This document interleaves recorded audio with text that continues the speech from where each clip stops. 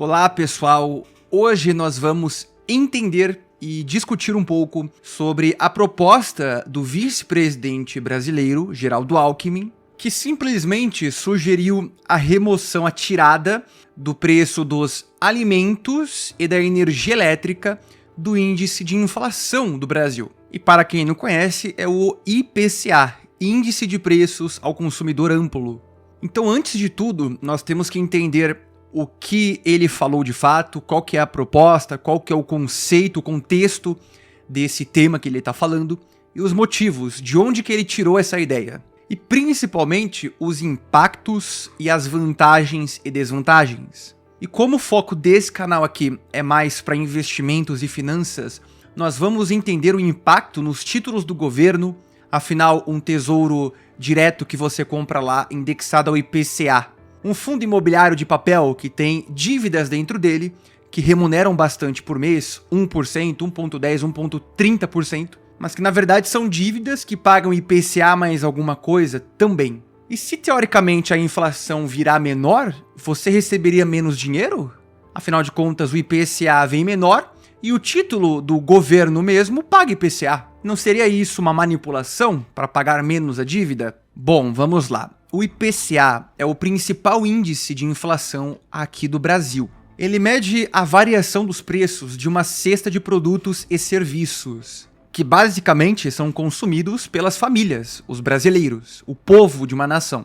E aí, recentemente, o Geraldo Alckmin, que é vice-presidente, ele chegou lá e disse: olha, eu sinceramente acho muito interessante se o Banco Central analisasse remover a medição dos alimentos e da energia elétrica para a gente ter uma inflação mais limpa.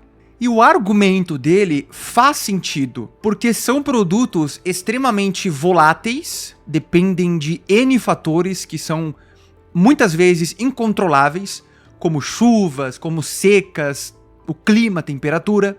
Portanto, são basicamente fatores externos e também tem impacto do mercado internacional. Então, como que você controla algo no seu país que é afetado pelo globo, pelos outros países? É esse que é o ponto. E de fato faz sentido. E eu deixo muito claro que isso daqui não é golpe, não é nenhum tipo de manipulação de dados. É literalmente alterar ou mudar a fórmula que a inflação é medida ou calculada. É completamente possível de ser feito, se for aprovado, é isso daí. Agora, se isso é certo ou não moralmente falando, são outros 500. Se você acha que essa ideia é boa ou não, aí é nossa opinião. A minha é a seguinte: estaremos literalmente enxugando gelo. Ao invés de resolver o que motiva, o que causa o aumento do preço na energia e nos alimentos, é mais fácil só tirar do cálculo. Não. Os alimentos não aumentaram. Como que você sabe? Ué, porque ele veio zerado.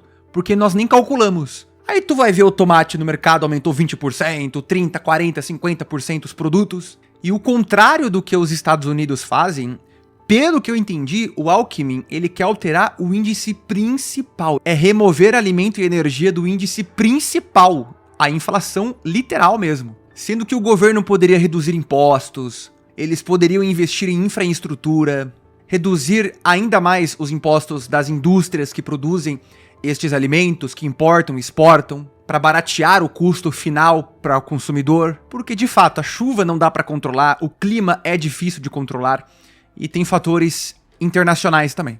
E essa ideia do Alckmin faz sentido e ela vem lá dos Estados Unidos.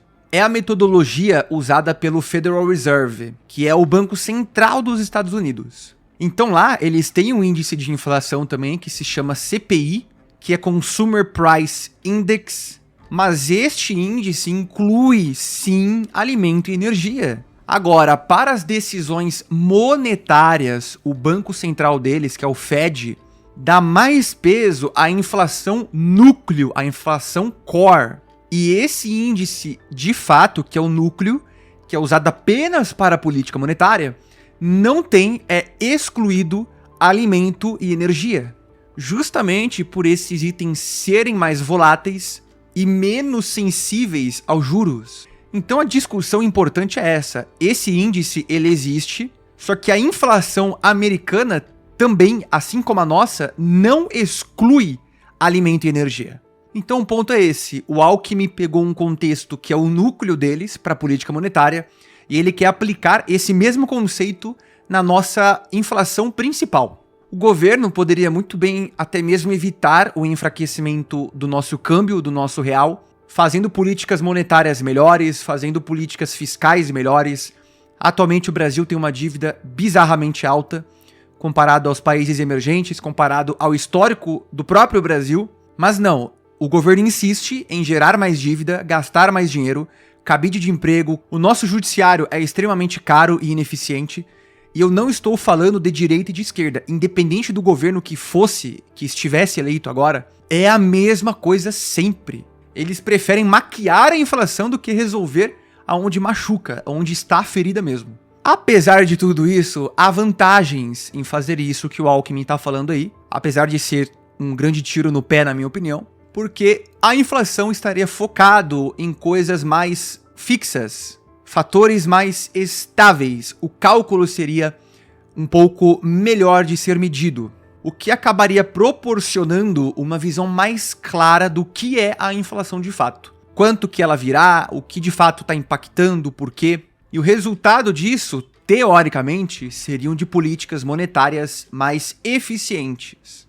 E o segundo ponto é que seria evitado políticas monetárias mais exageradas. Basicamente, o Banco Central conseguiria estabelecer políticas monetárias mais eficientes, como eu já falei, justamente porque excluiu aquela flutuação de preço, aquele sobe e desce, causado pelas categorias removidas. Só que quais são as desvantagens da proposta? E lembrando que nada foi aprovado, é só uma fala do Alckmin, mas é bom prever o que pode acontecer. Nós teríamos de imediato uma perda de representatividade, porque, obviamente, alimentação e energia é uma parte muito relevante do gasto de uma família.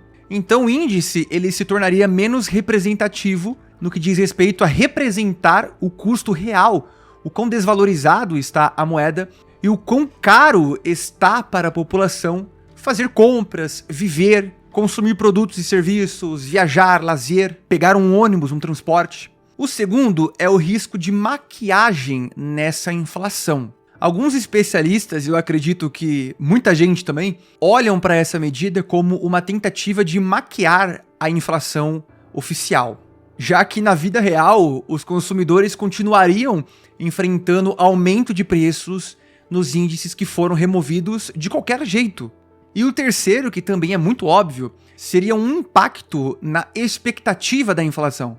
Se você mexe muito no índice, pode afetar a credibilidade dele. Pode influenciar as expectativas dos investidores, do mercado, da economia como um todo. E por falar em economia, quais são os impactos na economia?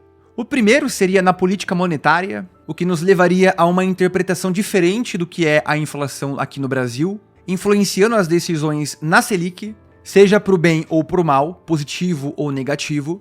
E isso poderia afetar o custo de crédito aqui no Brasil, afetar investimento, afetar tesouro direto, afetar tudo isso daí. E os tesouros do governo também seriam afetados, assim como todos os investimentos. Basicamente, o que aconteceria? O mercado não é besta. Então, se você pega lá um título IPCA mais 10%, se o IPCA virar menor por causa dessa maquiagem aí, sendo que na economia real a coisa tá pegando fogo, ao invés de IPCA mais 10, as pessoas podem aumentar o valor pré-fixado exigido. IPCA mais 11, 12, 13, 15, 20. Então o pré-fixado representaria o risco ou essa falta de credibilidade da inflação, que é o IPCA, que é o pós-fixado. Se tem uma coisa que o investidor não é o otário. O terceiro ponto é o repasse de custo. Muitas empresas, muitas pessoas têm suas operações atreladas ao IPCA. Sua casa que está sendo alugada por alguém, o contrato provavelmente deve ser reajustado pelo IPCA. Empresas também têm contratos que são corrigidos pelo IPCA, então poderia impactar toda essa galera aí. O quarto ponto é a confiança dos investidores, que seria impactada também negativamente. Poderia gerar desconfiança por parte dos agentes econômicos, afetando investimentos e também a economia do Brasil como um todo. E por último, o bem-estar da população. já que a inflação oficial não reflete o real custo da população, das pessoas que vão às compras, que consomem alguma coisa, as políticas públicas tendem a ser mais fracas, então. Já que elas estão literalmente tapando os olhos, como que as políticas públicas vão abraçar essa galera, esse pessoal que está sendo afetado pela inflação? Principalmente o pessoal de baixa renda. O rico, se o tomate vai a R$300, ele continua comprando. Agora, a pessoa que recebe um salário mínimo, aí complica. E a conclusão é que eu acho de fato que deveria ter um diálogo sobre esse tema inflação. Na minha opinião, ele reflete de uma maneira bem baixa a nossa realidade econômica aqui, a nossa realidade de aumento de preços como um todo. Existem argumentos válidos por parte de quem sugeriu essa ideia, mas eu acho que seria muito mais prejudicial do que benéfico. E é essencial que qualquer mudança seja muito estudada, traga dados transparentes, com várias pessoas, várias cabeças pensantes por trás dessas ideias, e principalmente ideias que sejam confrontantes. Porque se todo mundo pensar igual, ferrou. Quem que vai apontar um ponto negativo, sendo que todo mundo acha que isso é bom? Se você gostou desse vídeo, deixa o gostei. Se você não entendeu alguma coisa, coloca nos comentários. Eu vou responder todos sem exceção. E nos vemos no próximo vídeo. Até mais.